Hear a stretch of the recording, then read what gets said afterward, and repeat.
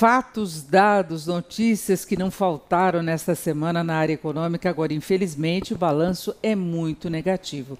Nós tivemos novos tropeços em termos de atividade do setor de serviços e também do comércio, com uma queda forte de vendas no varejo no mês de janeiro.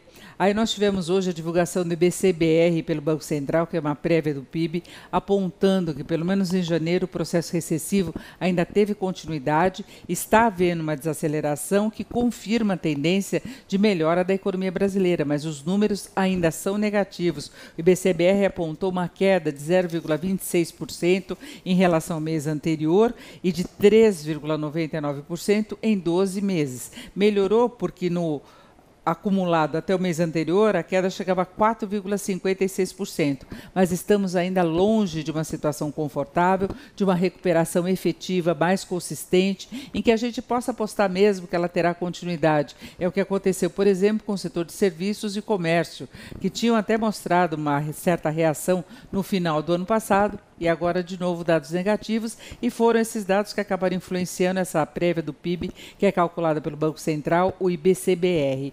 E aí nós tivemos os dados, que talvez sejam os mais preocupantes, relacionados ao mercado de trabalho. A PNAD contínua, com a variação trimestral até o mês de fevereiro, registrou uma taxa de desemprego de 13,2%. Isso significa 13,5 milhões de brasileiros desempregados. O aumento foi muito forte em relação ao trimestre anterior. Já se imaginava que poderia haver um aumento da taxa mesmo pelo crescimento da demanda, que é normal nesta época do ano, e principalmente no momento de crise ainda da economia, com um saldo de desempregados muito grande. Então, quando há um cenário um pouquinho melhor, as pessoas que tinham desistido de procurar uma vaga retornam ao mercado financeiro. Tem aquela questão da virada do ano, que depois do carnaval o ano começa para valer, então tem essa pressão de aumento da demanda. Agora, do lado da oferta, a situação ainda continua complicada. Nós temos pontualmente alguma recuperação, como foram os dados do CAGED, o cadastro de empregados e desempregados com carteira assinada.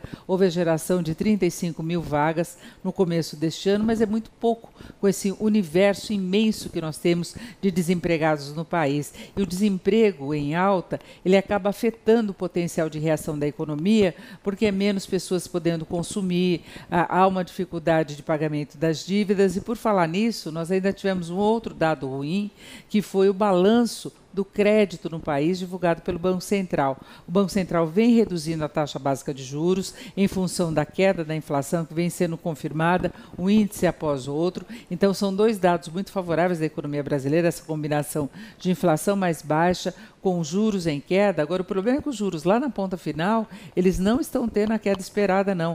Pontualmente, uma ou outra linha até houve redução, mas são aquelas linhas mais caras. É rotativo do cartão, é cheque especial. Na média, as taxas subiram, o que indica que, até por uma busca por proteção, o sistema financeiro continua apertando o crédito. É difícil, ou mais difícil, se conseguir a liberação de um empréstimo, e quando se consegue é uma taxa muito alta, proibitiva, que pode ainda trazer problemas.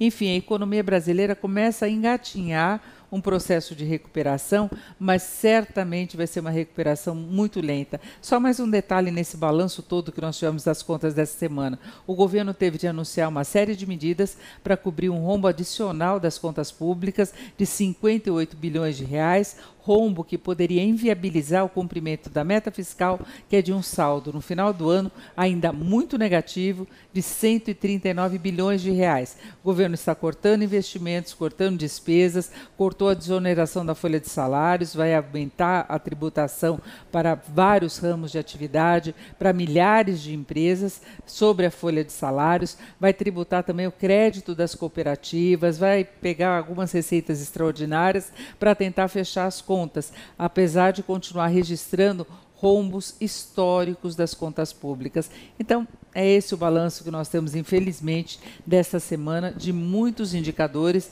mas de indicadores que ainda não mostram qualquer consistência mais confiável no processo de recuperação da economia brasileira.